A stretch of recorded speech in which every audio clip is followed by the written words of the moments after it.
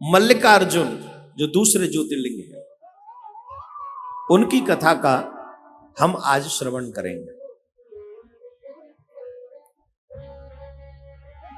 ये कर्नाटक में कृष्णा जिले में मल्लिकार्जुन ज्योतिर्लिंग के रूप में वहां पर महादेव शिव महादेवी के साथ विराजमान है। ज्योतिर्लिंग कृष्णा नदी के तट पर श्रीशैल पर्वत पर है। यहां पर भगवान अवतरित क्यों हुए, यहां पर भगवान प्रकट क्यों हुए, यहां पर भगवान के आने का कारण क्या है, ये पूरी कथा है। इस पूरी कथा को, अच्छा ये कथा पारिवारिक ही है। गणेश जी और कार्तिकेय जी बड़े हैं, गणेश जी छोटे हैं।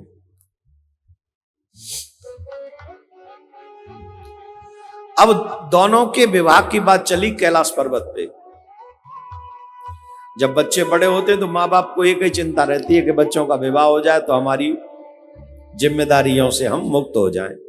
अब बेटा हो या बेटी है, दोनों का ही विवाह करके माँ बाप वानप्रस्थ में जाना चाहते, बाबा जी हो जाओ, घर छोड़ो, भजन करो। आजकल की बात नहीं है ये, आजकल तो घर में बैठे रहो, पर बैठे रहो, भजन तो करो।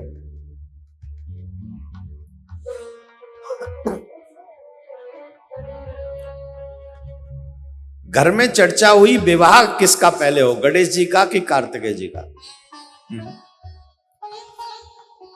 अब इसी बात की लड़ाई है। वैसे नियम तो ये बड़े का विवाह पहले हो जाए, छोटे का बाद में, लेकिन गणेश जी भी कह रहे कि नहीं पहले हमारा विवाह करो,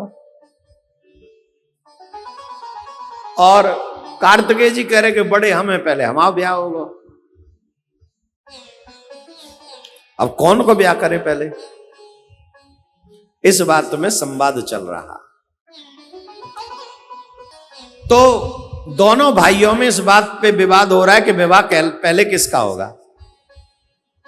ये बात विवाद होते होते होते होते शंकर भगवान और मां पार्वती के पास पहुंच गया कि दोनों भाइयों में इस बात पे विवाद है कि विवाह पहले किसका होगा, विवाह पहले किसका होगा, इस बात का विवाद है। बोल ठीक है। शंकर भगवान ने एक योजना बनाई। बोले भाई इस बात का पता कैसे लगेगा कि विवाह पहले किसका कराएं, तो शंकर भगवान ने एक योजना बनाई।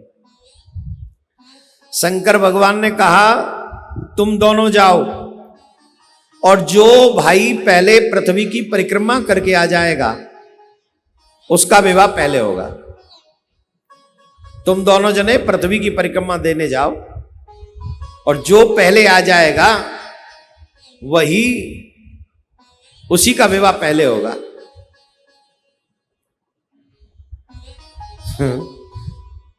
कुमार कार्तिकेय जी का वाहन है मोर और गणेश जी का वाहन है चूहा। अब कुमार कार्तिकेय तो हो गए खुश, बोले अब तो कंफर्म, मैच प्रारंभ होने से पहले डिसाइड हो गया कि हम ही जीतेंगे। कहां चूहा कहां मोर, मोर तो उड़ जाए और चूहा तो बेचारा चले तो जन कब पहुंचे। और चूहा को कहीं बिल दिख जाए तो कहते वहीं घुस जाए, लड्डू दिख जाए तो वहीं घुस जाए, चूहा तो चूहा। कार्तिकेय बोले मुझे स्वीकार है। गणेश जी बोले इनको तो स्वीकार होगा ही, सोचना तो हमको है, पर यही बात कंफर्म हुई कि जो पहले पृथ्वी की परिक्रमा करके आएगा उसी का विवाह पहले होगा। तो अपने अपने वाहनों में बैठ कर मोर पे बैठ के कार्तिकेय चले गए।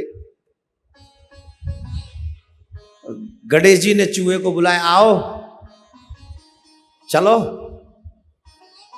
तो चूहा बोला अब जानते हो पृथ्वी कितनी बड़ी है। बड़ी तो है पृथ्वी की परिक्रमा। बोले पृथ्वी की परिक्रमा आपके बड़े भैया 7 कर लें शायद हम तब तक भी न कर पाए। अरे ऐसे नहीं, फिर तो हमारा विवाह लेट हो जाएगा। बोले अब आप देखो, बुद्धि लड़ाओ। प्रयोग करो। बोले अच्छा चलो रुको। गणेश जी ने चिंतन किया। यहां पर बच्चों को बहुत आवश्यक ज्ञान देते गणेश जी। शास्त्रों में, पुराणों में पिता को आकाश कहा गया है। पिता कौन है? बोले आकाश। मां कौन है? पृथ्वी।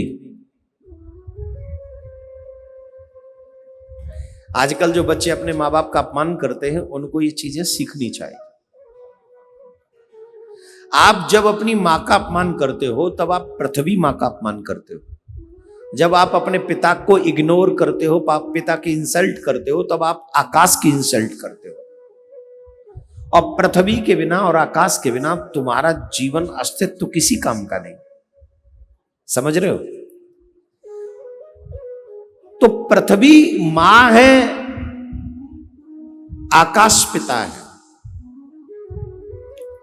और पुराणों में यहां तक वर्णन मिलता है कि माता पिता ही बच्चे की सारी संसार है, सृष्टि है।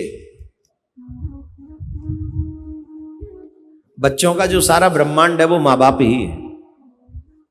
अगर मां बाप की हम परिक्रमा कर ले तो पूरे ब्रह्मांड की परिक्रमा हमने कर ली। गणेश जी को ये पौराणिक वचन याद आए और गणेश जी ने उन पौराणिक वचनों का प्रयोग किया।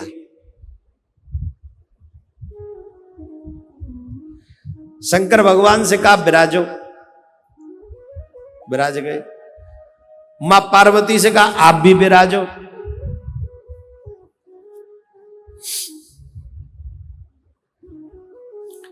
मां पार्वती बोली शादी की जल्दी नहीं है तुम्हें, कार्तिकेय तो आदि भी परिक्रमा कर चुका हुआ, अभी तुम जा ही नहीं रहे।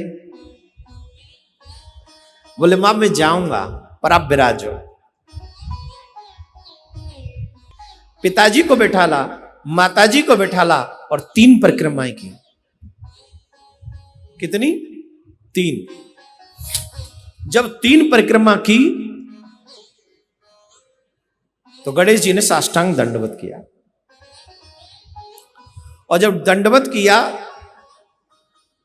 तो मां पार्वती बाबा भोलेनाथ ने पूछा ये क्या है?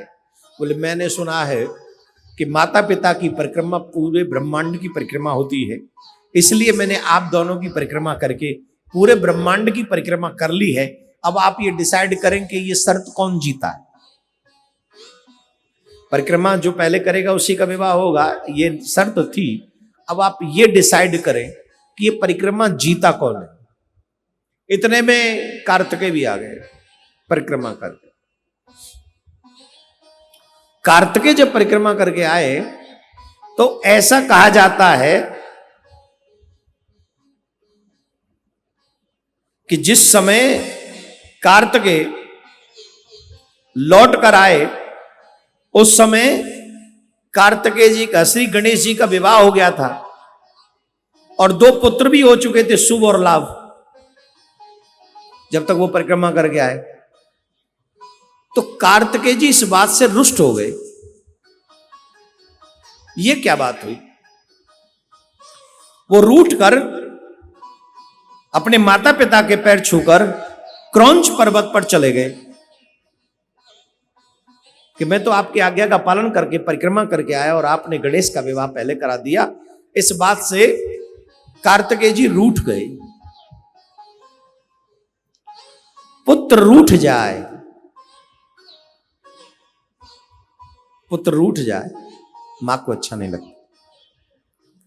मां की ममता बार बार उसे याद करती है। जब कार्तिकेय रूठ कर क्रौंच पर्वत पर चले गए तो मां पार्वती को बहुत याद आती थी। कई बार ऋषियों को भेजा, जाओ उनको मना के लाओ, पर वो कार्तिकेय लौटकर नहीं आए थे। मां पार्वती बोली अगर कार्तिकेय नहीं आते हैं, पुत्र ही तो है, हमको चलना चाहिए, हम चलते हैं, हम उसके पास चले। तो शंकर भगवान और मां पार्वती, वो मल्लिका के रूप में और वो अर्जुन के रूप में वहां पर पहुंचे। कार्तिकेय जी को जब ये पता चला कि भगवान मेरे माता पिता यहां पर पधार रहे हैं, तो कार्तिकेय जी वहां से 3 योजन पर और दूर चले गए, श्रीशैल पर्वत पर चले गए वहां से, और भगवान भोलेनाथ उसी जगह पर मल्लिकार्जुन के रूप में विराजमान हो गए। शिव शंकर और मां पार्वती वही ज्योतिर्लिंग के रूप में बस गए। बोले मल्लिकार्जुन महादेव की जय।